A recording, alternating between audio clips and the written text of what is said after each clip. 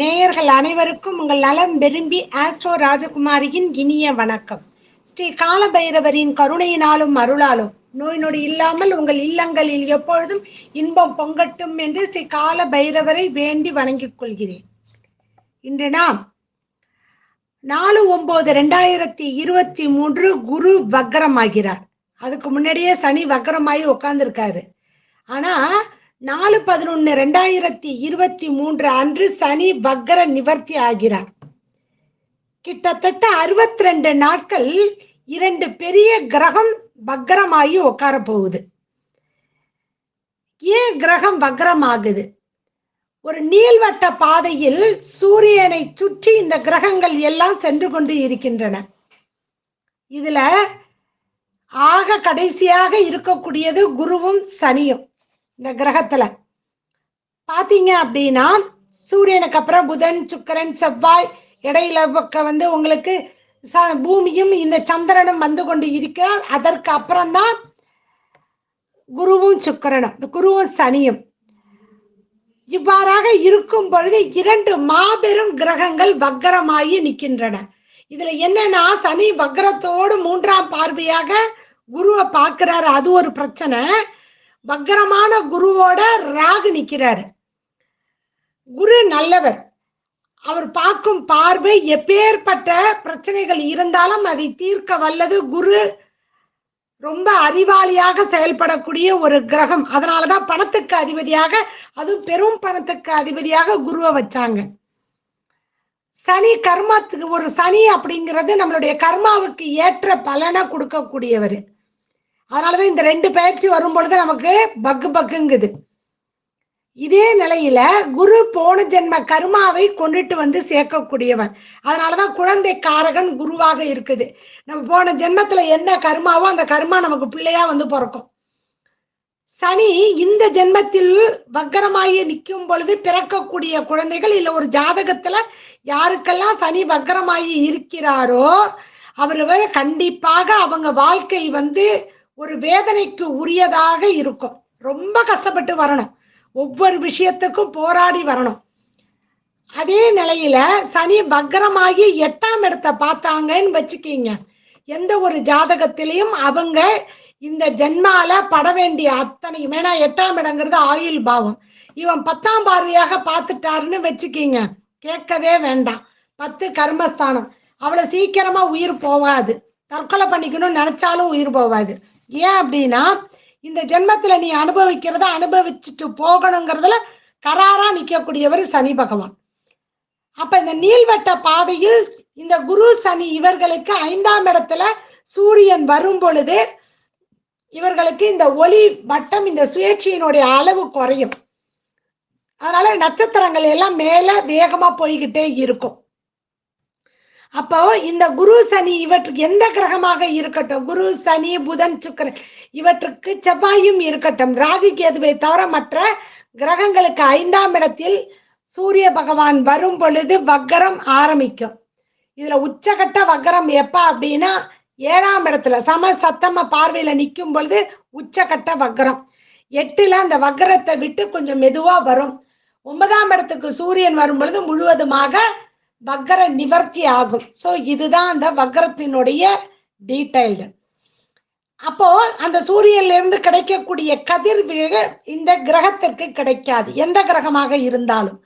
அதுல இந்த குரு சனி இவர்களுக்கு சூரியன்ல இருந்து வரக்கூடிய கதிர்வீக ரொம்ப எட்டி நிற்பதால் இந்த நீள்வட்ட பாதையில இந்த கதிர்கள் கிடைக்காம போச்சுன்னா அவர்கள் தரக்கூடிய பலன், இப்ப குரு நல்லவர், அவர் கொடுக்கக்கூடிய பலன் கெடு பலனை கொடுக்க மாட்டார், பலன் குறையும். சனி ஏற்கனவே கெட்டவர், அவர் கெட்டவர் இல்ல, நம்ம கர்மாவை வச்சு செய்யக்கூடியவர். அவருக்கு வக்ரம் ஆகும் பொழுது அப்போ அவர் என்ன பண்ணுவார்னா, கெடு பலன்களை கொடுக்கக்கூடிய இடத்துல நல்ல பலன்களையும், நல்ல பலன்களை கொடுக்கக்கூடிய இடத்துல கெடு பலன்களையும் கொடுத்துட்டு அவர் மெதுவா போயிடுவாரு. ஜாதகத்துல பாத்தீங்க அப்படின்னா ஒரு ரூல்ஸ் உண்டு. என்ன அப்படின்னா, குரு 2, 5, 7, 9, 11 இந்த இடங்களை இருக்கும் பொழுது நற்பலன்களை கொடுத்துருவாரு. 1, 3, 4, 6, 8, 10, 12 இந்த இடங்கள்ல இருக்கும் பொழுது கெடுபலனை கொடுப்பாரு. சனி பகவான் 3, 6, 10, 11 இருக்கும் பொழுது நல்ல பலன்களை கொடுத்துருவாரு. 5, 9 சுமாரான பலன்களை கொடுப்பாரு.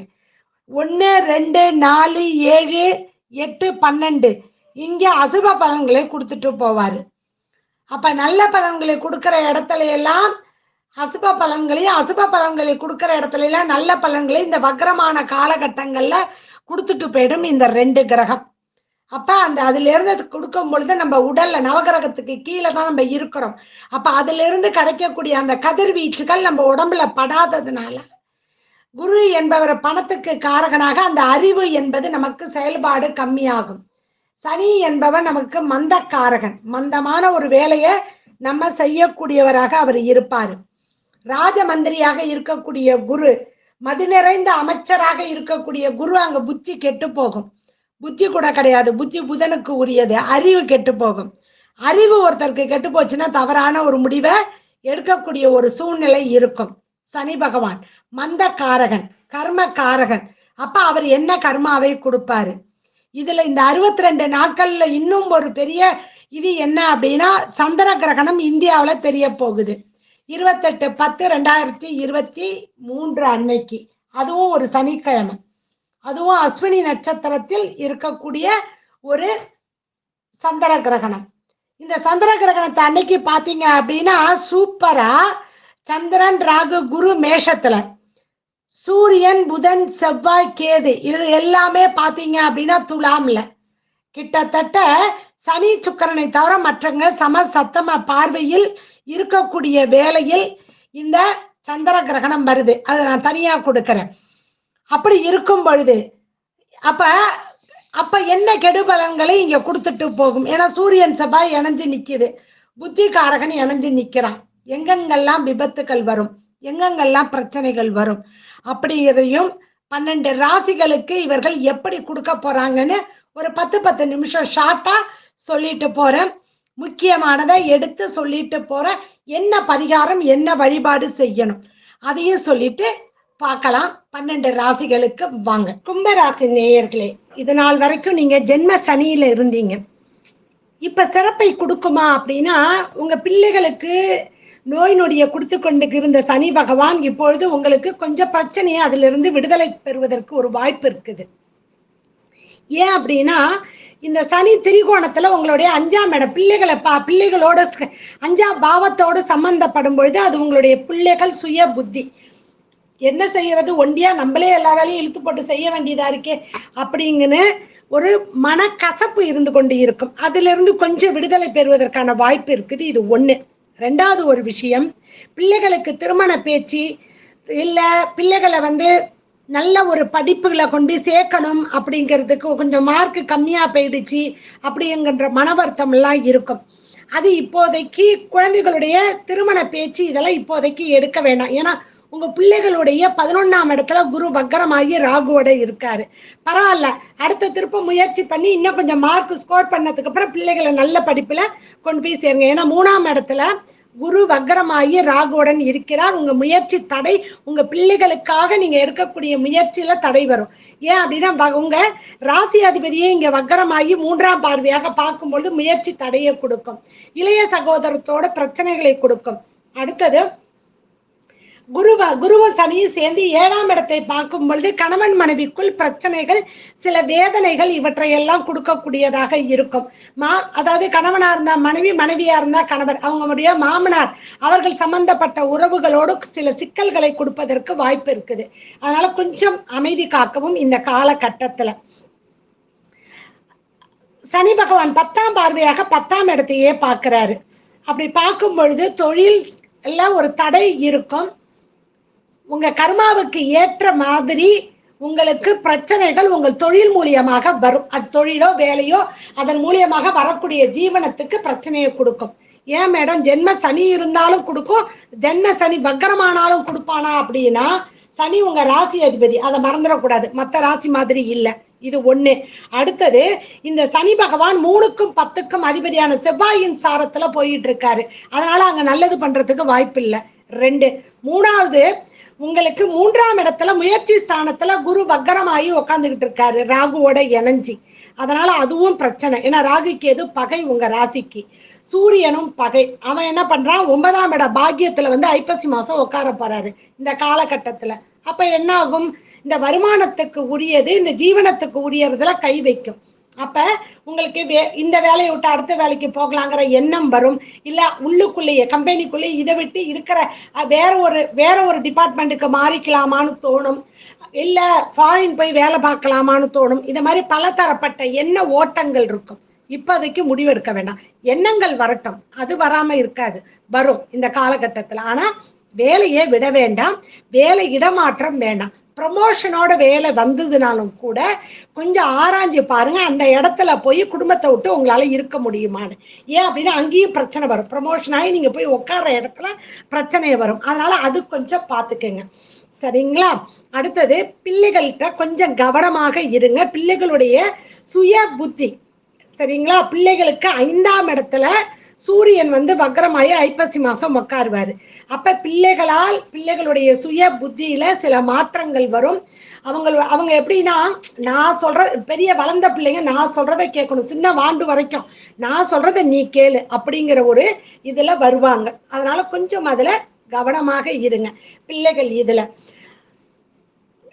குரு பகவான் சனி பகவான் சேர்ந்து 7ஆம் இடத்தை பார்க்கறதுனால பிரச்சனைகள் எவ்வளவு இருந்தாலும் அந்த பிரச்சனைகள் கணவன் மனைவிக்குள்ளேயோ சுற்றத்தாரோடையோ எந்த பிரச்சனைகள் எதுவுமே விதண்டாவாதத்துல கொண்டு போய் முடிக்காதீங்க.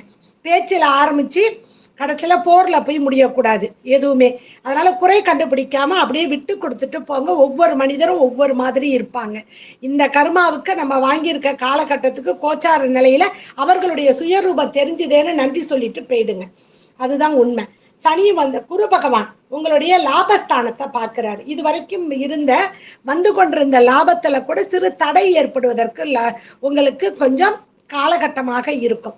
அதனால வரவேண்டிய பணம் வரலையே, பணத்தை நம்ம எப்படி வேணாலும் நம்ம வாங்கிடலான்னு கொடுத்த பணம் வரலையே, இல்ல பணம் கேட்டு நம்மள உறவுகள் நச்சரிக்கிறாங்களே அப்படிங்கிற, 7ஆம் இடத்துக்கு 5ஆம் இடம் அது. அதனால அதெல்லாம் உங்களுக்கு பிரச்சனையை கொடுக்கும். உறவுனா அப்படிதான் இருக்கும், நண்பர்னா அப்படிதான் இருக்கும் அப்படின்னு பாத்துக்கோங்க. ஷூரிட்டி கையெழுத்து போடாதீங்க யாருக்கும். நீங்க பாட்டுல இஷ்டத்துக்கு வாக்க அள்ளி தெளிக்காதீங்க. ஏன் அப்படின்னா ஜென்ம சனிக்குள்ள இருக்கும் பொழுது மாட்டிக்குவோம். அது வக்கரமாக இருந்தாலும் சரி, எதுவாக இருந்தாலும் சரி, அங்க கொஞ்சம் பிரச்சனைகள் இருக்கு. அதனால பாத்துக்கங்க. ஏன்னா உங்களுடைய தனம் வரவு குடும்ப ஸ்தானாதிபதியும் வக்கரம், உங்க ராசி அதிபதியும் வக்கரம், உங்க லாபாதிபதியாக இருக்கக்கூடிய குரு பகவானும் வக்கரம். எங்க 3ஆம் இடத்துல போய் வக்கரமாயி உட்காடுறாங்க. இவங்க உங்களுக்கு ஜென்மத்திலே உட்காடுறாங்க. அதனால ரொம்ப கவனமாக இருக்க வேண்டியது கும்பராசி தான். அதனால கொஞ்சம் பார்த்து நடந்து கொள்ளுங்கள். இந்த காலகட்டத்துல பெருமையை பேசாதீங்க. இறை வழிபாட்டுல ஒன்றிருங்க. குலதெய்வ வழிபாடும் பித்திருக்கள் வழிபாட்டையும் நீங்க மேற்கொள்றது ரொம்ப ரொம்ப அவசியம். தானம் தர்மம் நிறைய செஞ்சீங்கன்னா, ஏன்னா கர்மாதிபதி தர்மத்துக்கு உரியவன் குரு, கர்மத்துக்கு உரியவன் சனி. 2 பேருமே வர்க்கம் ஆகும் பொழுது தர்மங்களும் இங்க நடக்காமல் போகும். அப்ப செய்யக்கூடிய அந்த தர்மங்கள் நமக்கு நல்லது ஒரு பலனை உங்களுக்கு கொண்டுட்டு வந்து கொடுக்கும் என்பதுதான் உண்மை. அரசியல்வாதிகளை பொறுத்த வரைக்கும் கொஞ்சம் அடக்கி வாசிக்கிறது நல்லது. வாக்குல கொஞ்சம் இனிமை காட்டுங்க, குறை கண்டுபிடிக்காதீங்க. வாக்கு ஸ்தானாதிபதி ராகுவோட இறஞ்சிருக்கிறதுனால கண்ணுல அப்படியே நக்கீரர் மாதிரி உங்களுக்கு அவர்கள் எதிரிகளுடைய இல்ல நண்பர்களுடைய குறைகள் மட்டும் உங்களுக்கு தெரியும். குற்றம் பார்க்கின் சுற்றம் இல்லை. அதனால நீங்க அப்படியே குறைய கண்டுபிடிச்சுக்கிட்டே போனீங்கன்னா உங்களை எல்லாரும் ஒதுக்கி வச்சுட்டு போயிடுவாங்க. அதனால அது கொஞ்சம் நீங்க கவனமாக இருக்கணும். இது 1. 2வது ஒரு விஷயம், நீங்க பயணங்கள் மேற்கொள்ளும் பொழுது ரொம்ப கவனத்தோடு இருக்கக்கூடிய ஒரு காலகட்டமாக இருக்குது. ஏன் அப்படின்னா, நீங்க இந்த சனி ஜென்ம சனியில் இருக்கும் பொழுது அது 5 அவருடைய பார்வையானது 3, 7, 10ஆம் இடங்கள்ல பார்க்கக்கூடியதாக இருக்கும். இந்த 3, 7, 10 பார்வைகள் படும் பொழுது கொஞ்சம் பயணத்துல கவனமாக இருக்கணும். அது ரொம்ப முக்கியம். அவனே விரையாதிபதியும் கூட. அதனால எந்த ஒரு கெடு விரயத்தையும் கொடுத்துடக்கூடாது. மருத்துவ செலவை பெருசா வச்சிடக்கூடாது. அது பார்த்துக்குங்க. திரைப்படத்துறையில் இருக்கக்கூடியவர்கள் கொஞ்சம் கவனமாக இருந்து செயல்படணும். ஏன் அப்படின்னா, விபத்துகள் நீங்கள் வேலை செய்கின்ற இடத்தில் வருவதற்கான வாய்ப்பு இருக்கிறது. ஏன்னா உங்களுடைய 10ஆம் அதிபதி சாரம் ஏறி சனி போவதனால் இந்த பாதிப்பை கொடுக்கும். அதனால நீங்க வேலை செய்கின்ற இடத்தில், அது ஹீரோல ஆரம்பிச்சு கடைசியா நீங்க லைட் பாய் வரைக்கும் யாராக இருந்தாலுமே சரி, அவர்கள் கொஞ்சம் வேலை இடத்துல கவனமாக இருக்க வேண்டியது மிக மிக அவசியம், மிக மிக முக்கியம். அதை பார்த்துக்கங்க. இந்த காலகட்டத்துல இறை வழிபாட்டோடு சித்தர்களை நீங்க கெட்டியா புடிச்சுக்கிட்டீங்க அப்படின்னா நல்ல பலன் உங்களுக்கு வந்து சேரும். அதை முதல்ல புரிஞ்சுக்கிங்க. ஏன் அப்படின்னா, உங்களுக்கு இறை வழிபாட்டோடு சித்தர்கள் நமக்காகவே இந்த உலகத்திற்கு நன்மையை செய்யணும், நன்மையை கொடுக்கணும் அப்படின்னு உலக நன்மைக்காக வேண்டி நிறைய வரங்களை பெற்று அவர்கள் இருக்கிறார்கள். இறை வழிபாட்டில் இறைவன் கிட்ட அவங்க வேற எதுவும் கேட்கல, உலகம் நன்மையா இருக்கணும். உலகத்தில் இருக்கக்கூடிய உயிர்கள் அத்தனையும் ஒரு உயிர் இனத்தில் இருந்து நம்ம மனிதர்கள் வரைக்கும் நன்றாக இருக்கணும் அப்படின்னு நினைக்கக்கூடியவர். அதனால இந்த நேரத்துல சித்தர்கள் வழிபாடு செய்யறது ரொம்ப ரொம்ப முக்கியம். கும்ப ராசியில பாத்தீங்கன்னா உத்திராடம் நட்சத்திரம், அவிட்டம் நட்சத்திரம், சதய நட்சத்திரம், இது மூணும் இருக்கும். அவிட்டம், சதயம், பூரட்டாதி இந்த 3 நட்சத்திரங்கள் இருக்கும். அவிட்ட நட்சத்திரத்தில் தான் சனி பகவான் பக்கரமாகி சென்று கொண்டு இருக்கிறார். அதனால திருமூலர் வழிபாடு மிக மிக முக்கியம். அவருடைய ஜீவ சமாதி சிதம்பரத்துல இருக்குது. சதய நட்சத்திரக்காரர்களுக்கு கௌபாலர், இவருடைய சமாதி எங்க இருக்குன்னு தெரியல. மன ஒழுக்கத்தோடு இவரை நினைத்து நம்ம ஏதாவது ஒரு சித்தருடைய சமாதியில இருந்து வழிபட்டோம்னா அதுல குறிப்பால நமக்கு உணர்த்துவாராம். பூரட்டாதி நட்சத்திரக்காரர்கள் ஜோதி முனி என்கின்ற சித்தர், அவர் ஜோதி வடிவமாக ஜீவனாக உள்ளார் என்பதனால் அவரையும் ஏதாவது ஒரு சித்தர் சமாதியில போய் தீபம் ஏற்றி வழிபாடு செய்தால் நன்றாக நமக்கு அருள்பாலிப்பார். சித்தரை வழிபட்டு நீங்கள் உங்களுடைய சித்தத்தை, பித்தம் தெளிஞ்சால்தான் சித்தம் ஒழுங்குபடும். அதனால சித்தத்தை நன்றாக வைத்திருந்தோம்னா புத்தி நல்லா வேலை செய்யும். அப்படி வேலை செய்யும் பொழுது கிரகங்கள் நமக்கு நல்ல விதமாக நம்மளை வழி நடத்தும் என்பதுதான் உண்மை. அதனால கண்டிப்பாக நீங்கள் எல்லோரும் இன்புற்று இருக்க வேண்டும் என்பதுதான் எங்களது நோக்கம். அடுத்தது மீன ராசிக்கு என்ன மாதிரி பதிவுகளை இந்த குருவும் பக்கரமும் தருகிறார் என்பதை பற்றி பார்க்கலாம் வாங்க. நன்றி, வணக்கம். ஸ்ரீ குபேரன் டிவியை பார்த்தமைக்கு நன்றிகள். மேலும் இது போன்ற தகவல்களை தெரிந்து கொள்ள ஸ்ரீ குபேரன் டிவியை சப்ஸ்கிரைப் செய்யுங்கள். மறக்காமல் பெல் ஐக்கானை கிளிக் செய்யுங்கள்.